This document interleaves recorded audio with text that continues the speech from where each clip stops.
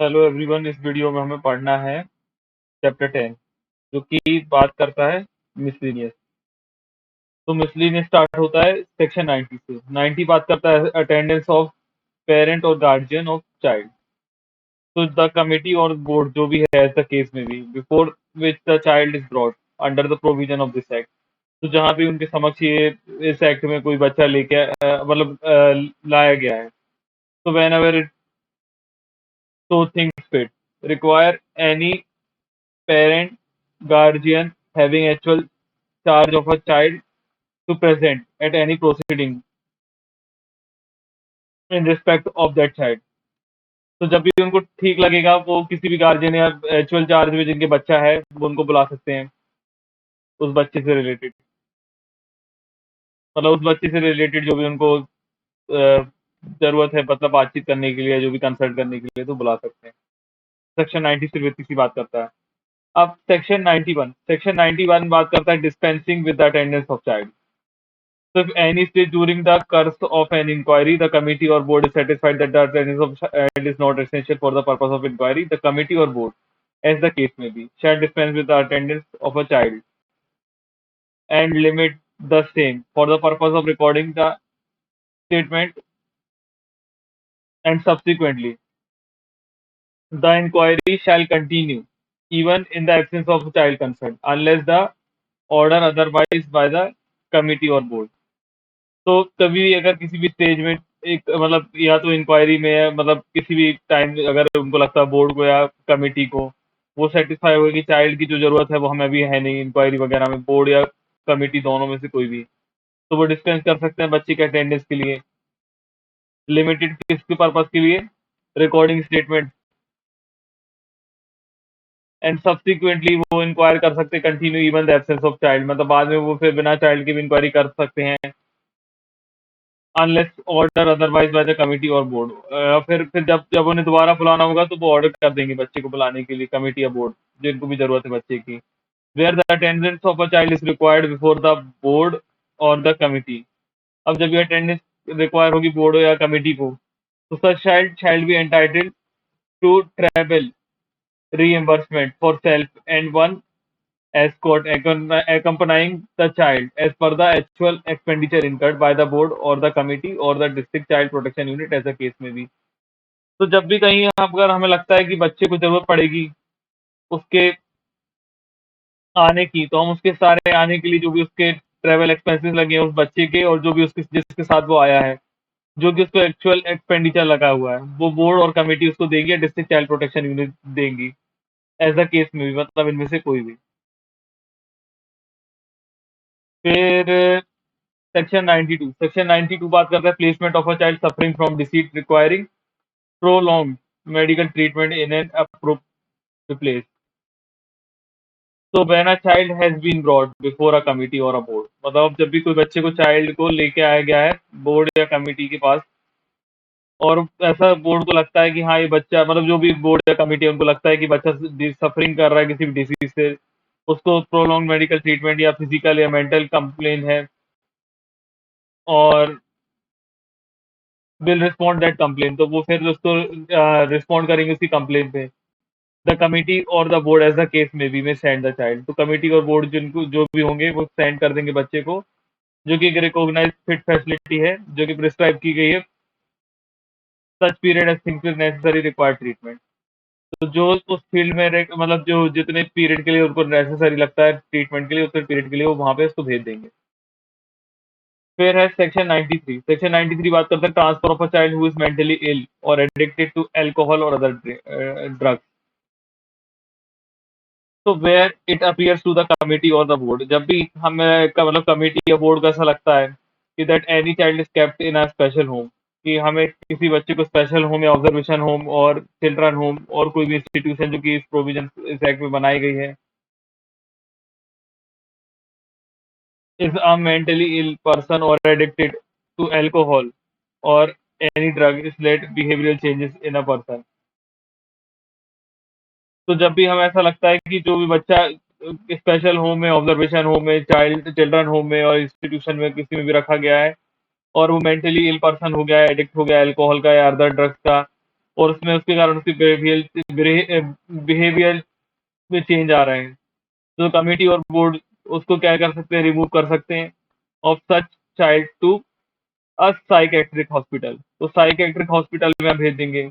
या फिर psychiatric nursing home में भेज देंगे in according with the provision. तो उन प्रोविजन को फॉलो करते हुए मेंटल हेल्थ एक्ट 1987 और जो भी रूल्स मेड मतलब रूल्स बनाए उसके बाद देयर आफ्टर।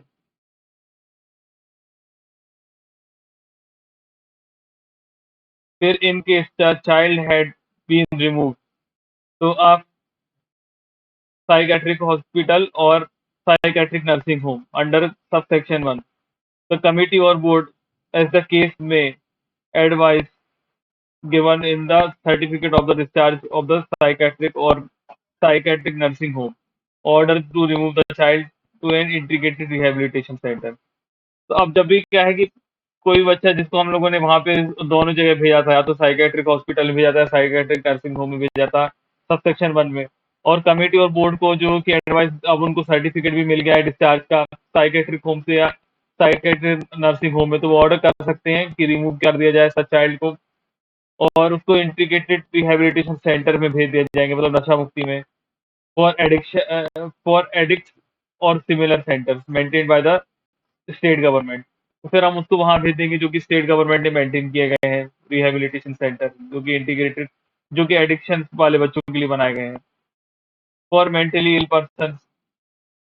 उसमें मेंटली इल पर्सन को भेज दिया जाएगा, और उसमें कौन कौन से लोग होंगे, तो include the person addicted to a narcotic drug और साइकोट्रोपिक सब्सटेंस। तो उसमें ऐसे बच्चों को भी भेज दिया जाएगा जो कि नार्कोटिक ड्रग या साइकोपैथिक सब्सटेंस से पीड़ित हैं। And such removal shall only for the period required for inpatient treatment of the child. तो हम उसको केवल उतनी देर के लिए भेजेंगे वहां पे जितनी देर के लिए हमें वो ऐसा लगता है कि उसको जरूरत है, मतलब जितना उसका ट्रीटमेंट रिक्वायर करने के लिए, उसका ट्रीटमेंट कराने के लिए हमें उसकी जरूरत है, उतनी देर के लिए हम वहां उसको भेजेंगे। फिर है एक्सप्लेनेशन। तो for the purpose of this section, तो उसका integrated rehabilitation centre for addicts का क्या मीनिंग है, तो shall have the meaning assign to it under the scheme called central sector scheme for assistance sorry of assistance for prevention of alcoholism and substance drugs abuse and special defence services, जो कि फ्रेम किए गए हैं central government के in the ministry of social justice and empowerment and other corresponding schemes for the time being in force. तो जो भी फिर टाइम बीइंग इन फोर्स में है। फिर बी है मेंटली इल पर्सन। तो मेंटली इल पर्सन का मीनिंग क्या होगा, तो मेंटली इल पर्सन का शैल है the meaning assign to it in clause L of section 2 of the mental health act 1987, जो कि एक्ट नंबर 14 है ऑफ 1987।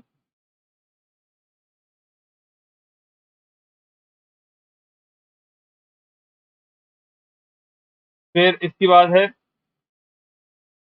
Psychiatric hospital. तो साइकेट्रिक हॉस्पिटल या नर्सिंग होम का मीनिंग जो है उसको असाइन किया गया है क्लॉज क्यू में section 2 of mental health act 1987, जो कि एक्ट नंबर 14 है। सेम यहाँ पे, मतलब यहाँ पे अगर मेंटली इल पर्सन है तो उसकी डेफिनेशन क्लॉज एल में है, और अगर साइकेट्रिक हॉस्पिटल या साइकेट्रिक नर्सिंग होम का है तो वो क्लॉज नंबर क्यू में है। ओके, अब ये सेक्शन 94, सेक्शन 94 थोड़ा इंपॉर्टेंट है। तो presumption and determination of age. तो where it is obvious to the committee or the board based on the appearance of the person brought before it under uh, any of the provisions of this act other than for the purpose of giving evidence the state person is a child. The committee or board shall record the observation stating the age of the child as nearly as may proceed with the inquiry under section 14 or section 36 as the case may be without waiting for further confirmation of age। तो जब भी कोई बच्चा, तो where it is obvious to the committee और the board, तो committee और board को जैसा लगता है, जैसे बच्चा उनके पास आया, जैसे उनके pass on appearance of a person broad before it, जैसे उनके पास कोई बच्चा लाया गया किसी भी प्रोविजंस में इस एक्ट के other than for purpose of giving evidence, मतलब एविडेंस देने के पर्पस को छोड़ के। तो और उनको लगता है कि said person is a child, तो कमिटी और बोर्ड क्या करेंगे, जो जिनके पास भी वो होगा वो उनके ऑब्जर्वेशन करके अपने हिसाब से वो अपनी एज, मतलब उस बच्चे की एज डिक्लेयर कर देंगे, मतलब स्टेट कर देंगे कि ये पर्टिकुलर एज है बच्चे की, age nearly as may be, and proceed with inquiry, और उसकी इंक्वायरी करेंगे अंडर सेक्शन 14 और सेक्शन 36 में, जैसा कि उनको एज द केस में भी ठीक लगे, और बिना उसकी फर्दर कंफर्मेशन कराए एज की, मतलब बिना उसकी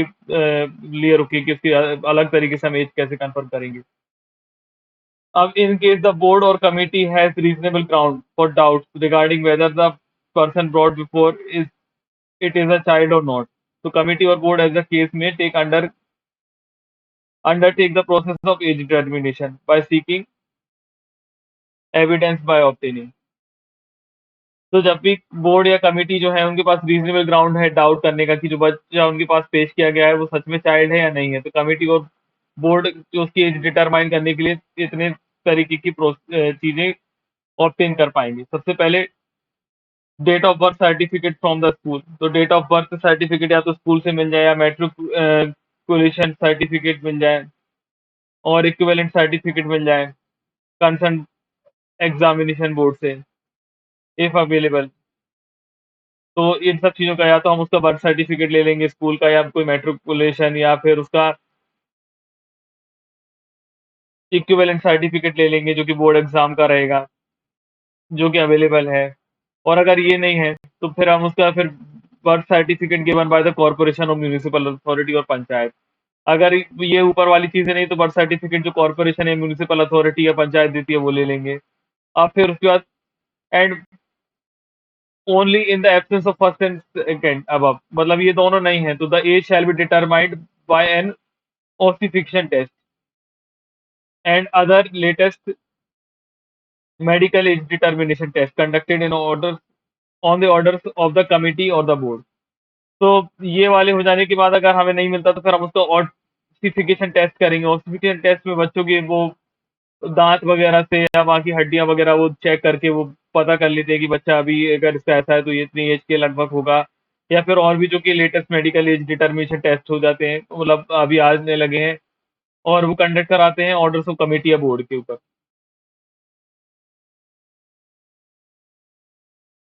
फिर provided such age determination test conducted on the orders of committee or board shall be completed within the 15 days from the date of order।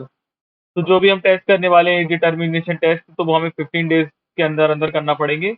जिस दिन से बोर्ड या कमेटी ने ऑर्डर किया है। फिर the age recorded by the committee और board to be the age of person so brought before it shall for the purpose of this act and deemed to be the true age of that person। तो जो एक बार as record कर दी committee या board ने, जो कि बच्चा उनके पास लाया गया था, तो इस एक्ट के लिए वो हमेशा उसकी ट्रू एज मानी जाएगी। तो डीम टू बी मतलब उसको मान के चलेंगे कि उसकी ट्रू एज है बच्चे की, मतलब जो भी लेके आए हैं पर्सन की या बच्चे की। फिर है सेक्शन 95। सेक्शन 95 बात करता है transfer of a child to place और रेसिडेंस। तो during the inquiry if it is found that the child hail from a place outside the jurisdiction, तो जब भी इंक्वायरी में हमें लगता है कि बच्चा जो है वो कहीं आउटसाइड द जुरिडिक्शन से आया है, तो द बोर्ड और कमिटी एज द केस में be satisfied after due inquiry, तो बोर्ड और कमिटी जब अगर ड्यू इंक्वायरी को सेटिस्फाइड हुए कि it is the best interest of the child, की best interest of the child, and after consultation with the committee और the board of the children's home district, और बाद में कंसल्ट भी करेंगी कमिटी या बोर्ड जो भी होगा बच्चे के होम डिस्ट्रिक्ट का, order that transfer of a child as soon as possible, तो वो ऑर्डर कर देंगे उसके बाद कि बच्चे को एज सून एज पॉसिबल हमें ट्रांसफर कर देना चाहिए, जो कि स्टेट कमिटी और बोर्ड होगा along with the relevant document, और सारे relevant document and following the procedure as we prescribe। तो ये वाला प्रोसीजर जो प्रिस्क्राइब किया गया है वो फॉलो किया जाएगा। तो provided that such transfer can be made in the case of a child conflict with law only after the inquiry has been completed and final order passed by the board. तो अगर child in conflict with law है तो हम उसकी पहले अब final inquiry हो जाएगी और फाइनल ऑर्डर जो पास हो जाएगा बोर्ड के द्वारा तभी होगा। अब provided that in case the inter state transfer, अगर इंटर स्टेट मतलब एक स्टेट से दूसरे स्टेट में हो रहा है, तो the child shall be if convenient be handed over to the committee और board as the case may be of the home district of the child or the committee or the board of the in the capital city of the home state. तो अगर बच्चे को हमें inter state transfer करना है तो या तो हम उसके यहाँ के बोर्ड या कमिटी को बच्चे को हैंड ओवर कर देंगे जहाँ पे बच्चे को रहना है, मतलब ले जाना है जहाँ का वो रहने वाला है, उसके होम बोर्ड या मतलब होम डिस्ट्रिक्ट में उसके जो भी बोर्ड या कमिटी है, या फिर हम वैसा नहीं कर पा रहे तो जो उसकी कमिटी या बोर्ड है सिटी की कैपिटल की, वहां पे भेज देंगे। तो सपोज कीजिए कि एक बच्चा एमपी में अगर है, अब एमपी में है तो अगर वो बच्चा सपोज करिए कि जैसे हम लोगों ने यहाँ सागर में उसको रख लिया, अब वो बच्चा झांसी का है, तो या तो बच्चा को हम झांसी वाले बोर्ड या कमिटी के पास भेज सकते हैं, या फिर हम झांसी वाले बोर्ड के पास नहीं भेज पा रहे तो हम लखनऊ में भेज सकते हैं, क्योंकि लखनऊ कैपिटल हो गया उनकी यूपी का। इस तरीके से ऐसा डील किया जाएगा। तो once the decision to transfer is finalised, मतलब जैसे ही डिसीजन एक बार फाइनल हो गया ट्रांसफर करने का, तो द बोर्ड और committee as the case may be shall give an escort order to the juvenile justice police unit. तो जुवेनाइल जस्टिस पुलिस यूनिट को हम एस्कॉर्ट ऑर्डर भेजेगी, मतलब ये कमिटी या board, to escort the child, मतलब बच्चे को छोड़ के आने के लिए, within 15 days of receiving such order. तो जैसे ही 15 दिन के अंदर अंदर उनको छोड़ना पड़ेगा, जैसे ही बच्चे का ट्रांसफर का ऑर्डर हो गया। अब प्रोवाइडेड दैट में लिखा हुआ है girl child shall be accompanied by a women police officer, तो अगर गर्ल चाइल्ड है तो वुमेन पुलिस ऑफिसर के थ्रू होगी। अब provided further that where the special juvenile police unit is not available. अब यहाँ ध्यान दीजिए कि अगर स्पेशल जुवेनाइल पुलिस अवेलेबल नहीं है तो बोर्ड और कमिटी ऐसे केस में भी डायरेक्ट कर सकती है institution where the child is temporarily staying. अब अगर ये सपोज करिए स्पेशल जुवेनाइल पुलिस यूनिट नहीं है, अवेलेबल नहीं है, तो बोर्ड या कमेटी क्या करेगी कि कोई भी इंस्टीट्यूशन है जो कि टेम्पररी जहाँ पे बच्चा रह रहा है, और जो डिस्ट्रिक्ट चाइल्ड प्रोटेक्शन यूनिट है या तो उनको बोल देंगे कि आप इसको escort to accompany the child during travel, तो आप इन बच्चे की मदद करिए यहाँ से वहाँ शिफ्ट करने में, मतलब ट्रैवल कराने में। अब state government shall make rules to provide travelling allowance to the escorting staff for the child which shall be paid in advance। तो स्टेट गवर्नमेंट रूल्स भी बना सकती हैं कि जो ट्रैवलिंग अलाउंस दिया जाएगा जो भी आदमी उसको छोड़ने जाने का काम कर रहा है, और ये जो दिया जाएगा एडवांस में दिया जाएगा। अब द कमिटी और बोर्ड एज द केस में be receiving the transferred child will process for the restoration और रिहेबिलिटेशन और social reintegration as provided in this act. तो कमिटी और बोर्ड जो है जिनके पास भी फाइनल रिसीविंग हो गया है, receiving the transfer of a child will process for, तो जो जिस भी बोर्ड या कमेटी के पास हम बच्चे को भेज रहे हैं उनको वो जब बच्चा मिल जाएगा उनके पास उनकी जवाबदारी होगी कि वो उसका रिहेबिलिटेशन या रेस्टोरेशन कराएं या सोशल इंटीग्रेशन कराएं, जो कि इस एक्ट में प्रोवाइड किया गया है।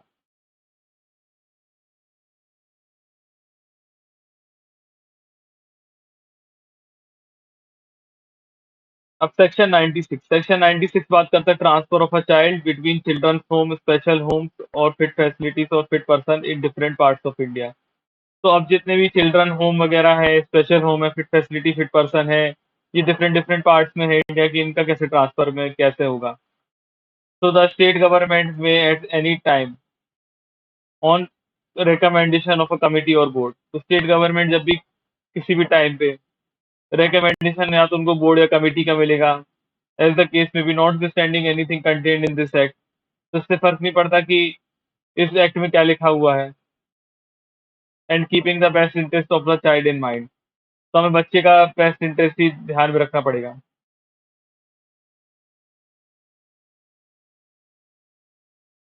Order the child transfer from children home और स्पेशल होम और फिट फैसिलिटी और fit person to a home और facility within the state with prior intimidation to the concern committee और द बोर्ड। तो जो बोर्ड या committee है वो अगर उनको बेस्ट इंटरेस्ट बच्चे का लगता है वो अपने मतलब बेस्ट इंटरेस्ट अपने माइंड में रखेंगी और फिर उसका ट्रांसफर कर देंगी किसी भी चिल्ड्रन होम या स्पेशल होम या फिट फैसिलिटी या फिट पर्सन से टू अ होम और facility within the state और प्रायर इंटीमेट करेंगी वो कंसर्न कमिटी और बोर्ड को जिनके यहाँ पे भेज रही हैं। अब प्रोवाइडेड दैट में देखिए provided that for transfer of a child between similar home और फिट और सॉरी और फैसिलिटी और person within the same district, the committee or board, as the case may be of the state district, shall be competent to issue such order.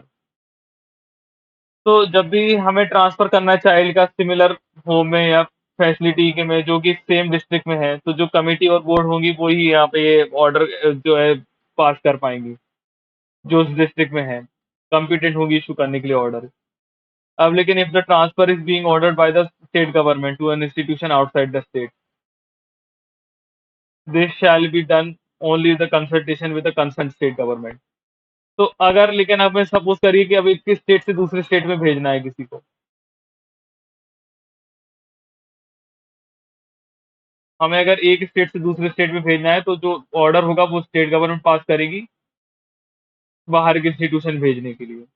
और वो केवल consultation से होगा concern government state government, मतलब जिस state में भेजना चाहते हैं बच्चे को वहां की गवर्नमेंट से कंसल्ट करके होगा।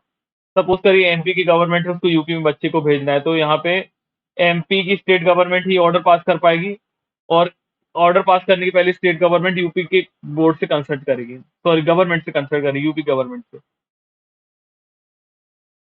With the total period of stay of a child in a children's home or special home shall not be increased by such transfer।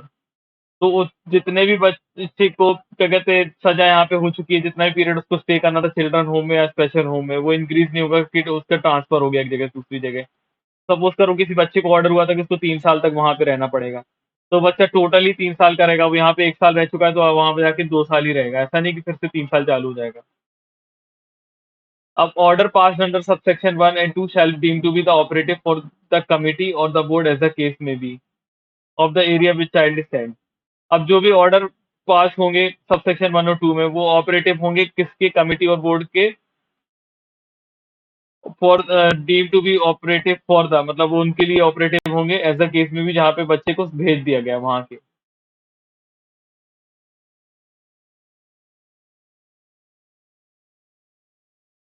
अब है सेक्शन 97। तो सेक्शन 97 बात करता है release of a child from an institution. तो when a child is kept in a children home और special home or a report of a probation officer or social worker or the government or a voluntary or non-governmental organization as the case may be।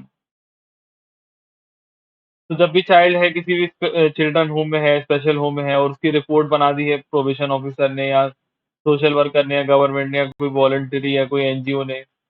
तो जो board और committee होगी वो consider करेंगी और release कर देंगी चाइल्ड को, आइदर एब्सोल्युटली या तो पूरी तरीके से फ्री कर देंगी, और कंडीशन जो कि उनको ठीक लगती है थिंक फिट टू इम्पोज, मतलब वो ऐसा मानते हैं कि थिंक फिट रहेगा उनके लिए, इम्पोज कर सकते हैं, और परमिटिंग कर देंगे चाइल्ड को टू लिव विद पेरेंट्स और गार्जियन। तो या तो वो परमिट कर देंगे कि बच्चा अपने पेरेंट्स या गार्जियन के साथ रह सकता है,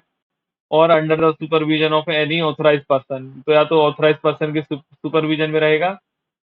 जिसके नाम उस ऑर्डर में लिखा रहेगा, और जो बिलिंग रहेगा बच्चे की टेक केयर करने के लिए, willing to receive and take charge, मतलब जो बच्चे का विलिंग भी है केयर करने के लिए और चार्ज लेने के लिए भी एग्री है, और educate and train the child, मतलब वो ये भी प्रॉमिस करेगा कि वो एजुकेट करेगा ट्रेन करेगा चाइल्ड को, और some useful for some useful trade और कॉलिंग और to look after the child for rehabilitation, और बच्चे को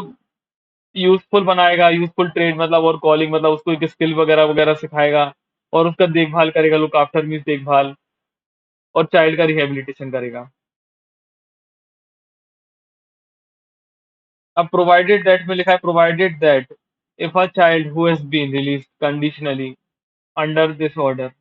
और the person under whose supervision the child has been placed pays to fulfill the condition। तो जब भी हमने बच्चे को कंडीशनली किसी के ऑर्डर कंडीशनली छोड़ दिया था किसी की पर्सन की सुपरविजन में, और वो आदमी फेल हो गया है अपनी कंडीशन को फुलफिल करने में, तो बोर्ड या कमिटी एज द केस में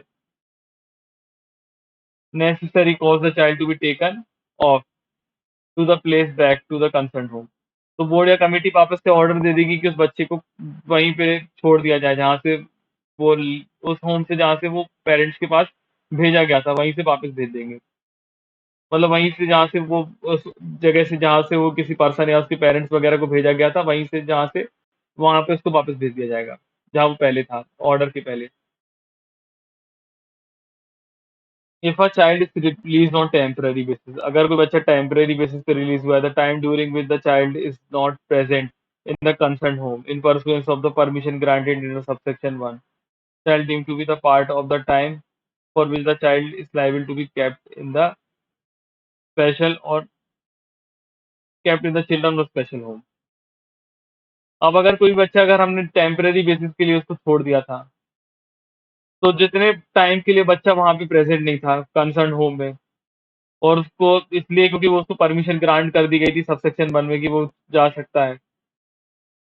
तो जितने टाइम के लिए वो बच्चा बाहर था, तो shall deem to be the part of the time which the child is liable to be kept in the children और स्पेशल होम। तो कभी भी कैसा है कि बच्चे को हमने टेम्पररी रिलीज कर दिया था, और टेम्पररी रिलीज क्यों किया था, उसको हमने परमिशन दे दी थी कि वो बाहर जा सकता है। सपोज करिए बच्चा किसी बाहर किसी कुछ काम से गया था, जैसे किसी बच्चे के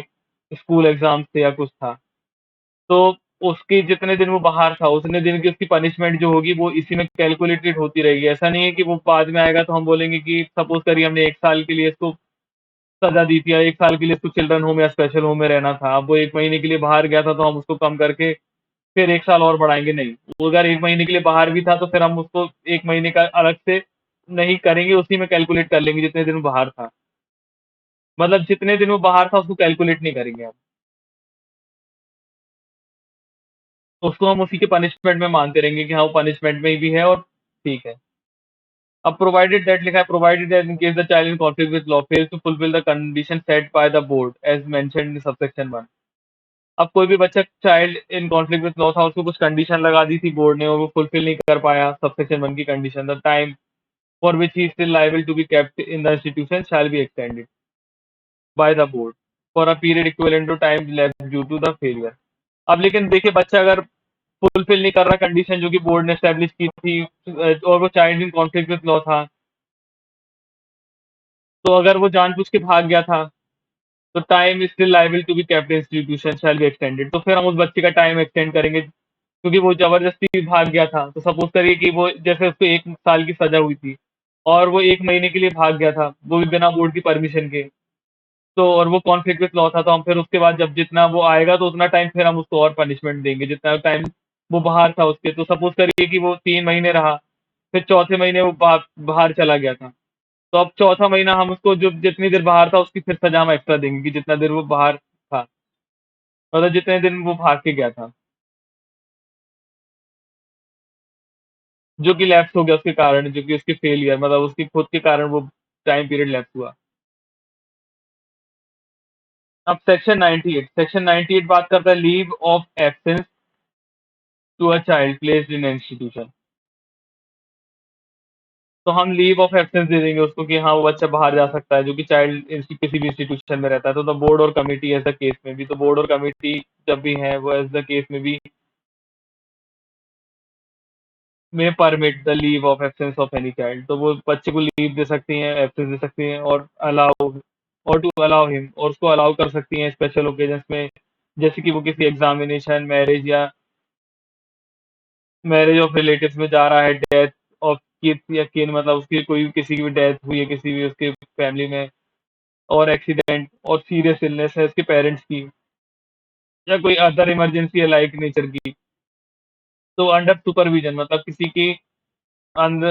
की देख रेख में,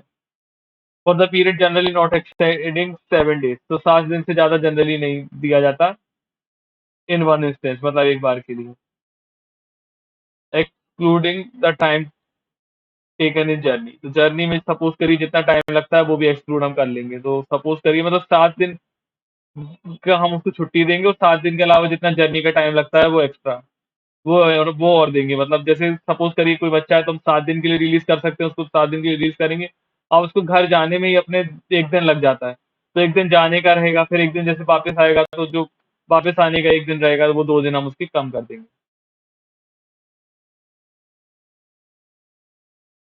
So the time during which the child is absent from the institution where he is placed in pursuance of the permission granted in this section shall deem to be the part of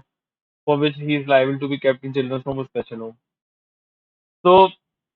फिर वही बात है कि अगर कोई बच्चा permission लेके बाहर गया है, तो जितना दिन वो बाहर था, उतनी परमिशन लेके बाहर गया था, तो हम उसमें कैलकुलेट करेंगे, जो टाइम पीरियड उसका चल रहा था, अलग से उसको और पनिशमेंट एक्सटेंड नहीं करेंगे। लेकिन देखिए फिर थर्ड वाला लिखता है, इफ अ चाइल्ड रिफ्यूजेस और has failed to return to the children home और स्पेशलाइज्ड होम, लेकिन अगर अब वो जानबूझ के रिफ्यूज कर रहा है, मना कर रहा है, या फिर आ नहीं पा रहा है जानबूझ के ऐसा कुछ कारण से चिल्ड्रन होम या स्पेशल होम में, ऐसा केस में भी on leave period being exhausted, मतलब जब लीव पीरियड उसका खत्म हो गया था, परमिशन जो कि उसको दी गई थी वो हमने रिवोक कर लिया, फोरफिट कर दी, मतलब कैंसिल कर दी, तो बोर्ड और द कमिटी ऐसा केस में cause taken the charge of and taken back the concern home. तो फिर बोर्ड और कमिटी उसका चार्ज ले लेंगे, वापस उसको कंसर्न होम में ले लेंगे। And provided that when the child is conflict with law and fail to return to specialized home और the leave period being exhausted or permission being revoked or forfeited, the time for which he is still liable to be kept in institution shall be extended by the board for the period equivalent to time which is left due to the failure. अब देखिए कि बच्चे को हम पकड़ के तो ले आएंगे, फिर बच्चा अगर कॉन्फ्लिक्ट विद लॉ था और वो स्पेशल होम में या जहाँ पे भी उसको आना था वापस नहीं आया, टाइम खत्म हो जाने के बाद, या परमिशन हमने ले ली थी वापस, या मतलब परमिशन हमने कैंसिल कर दी थी जो हमने उसको दी थी, तो जो टाइम जितने पीरियड के लिए वो बाहर भागा हुआ था, उसको हम उतने पीरियड के लिए हम एक्सटेंड कर देंगे बोर्ड के ऑर्डर से, उतने पीरियड के लिए जितने पीरियड में वो नहीं आया था, मतलब भाग गया था, उतना पीरियड हम बढ़ा देंगे, क्योंकि उसको क्यों एडवांटेज दे उसकी खुद की गलती का।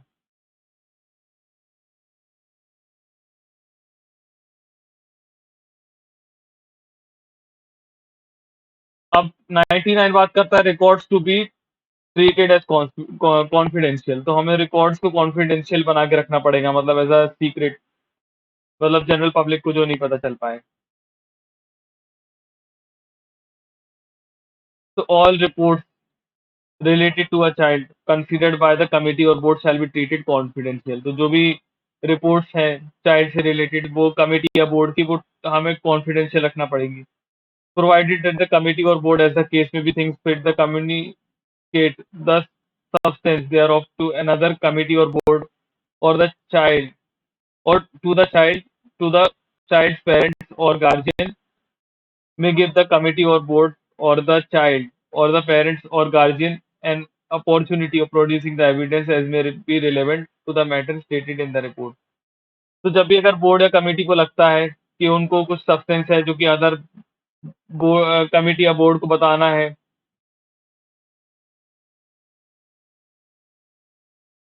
या फिर चाइल्ड को या चाइल्ड के पेरेंट या गार्जियन को बताना है, तो वो बोर्ड या कमेटी या चाइल्ड के पेरेंट या गार्जियन को एक अपॉर्चुनिटी देंगे कि वो उससे रिलेवेंट एविडेंस को प्रेजेंट कर पाए, जो कि रिपोर्ट में हमने एविडेंस बनाई हुई है। फिर उसका सब सेक्शन 2 बात करता है, notwithstanding anything contained in this act the victim shall not be denied to access their record to their case record order और रिलेवेंट पेपर। तो किसी भी लॉ में कुछ भी लिखा हुआ है, sorry, not standing anything contained in this act, मतलब इस एक्ट में कुछ भी लिखा हुआ है इससे फर्क नहीं पड़ता, विक्टिम को हम कभी भी डिनाई नहीं करेंगे कि वो एक्सेस ना कर पाए उसके केस के रिकॉर्ड्स, ऑर्डर्स या रिलेवेंट पेपर्स को, ऐसा कभी नहीं होगा, मतलब विक्टिम चाहे तो वो कभी भी देख सकता है रिकॉर्ड्स वगैरह, पेपर्स या जो भी हैं रिलेवेंट पेपर्स वो देख सकता है विक्टिम चाहे तो, क्योंकि विक्टिम को पता होना चाहिए ना कि उसके केस का क्या चल रहा है। फिर सेक्शन 100 बात करता है protection of action taken in good faith. तो सेक्शन 100 अगर किसी भी आदमी ने गुड फेथ में कुछ काम किया तो उसको प्रोटेक्ट करता है, तो नो सूट प्रोसिक्यूशन और other legal proceeding shall lie against the central government or state government or any person acting under the direction of central government or state government as the case may be। तो कोई भी suit नहीं चलेगा, कोई prosecution है, कोई भी legal proceeding नहीं चलेगी किसी भी सेंट्रल गवर्नमेंट या स्टेट गवर्नमेंट के अगेंस्ट, ना ही कोई पर्सन अगर उनके डायरेक्शन में काम कर रहा था किसी के भी सेंट्रल गवर्नमेंट या स्टेट गवर्नमेंट के में, in respect of anything done in good faith, ये मतलब जो भी चीज उसने गुड फेथ में की है, और intended to be done in pursuance of this act, या तो इस एक्ट के लिए उसने कुछ करना चाहा, और any rules and regulation made thereunder, तो और या तो कोई रूल्स एंड रेगुलेशन इस एक्ट में बनाए गए हैं उसके हिसाब से। तो आज हमने सेक्शन 100 तक कर लिया है। अब अगले वीडियो में मैं कोशिश करूंगा कि कंप्लीट हो जाए। आज सेक्शन 100 तक हमने पढ़ के फिनिश कर लिया।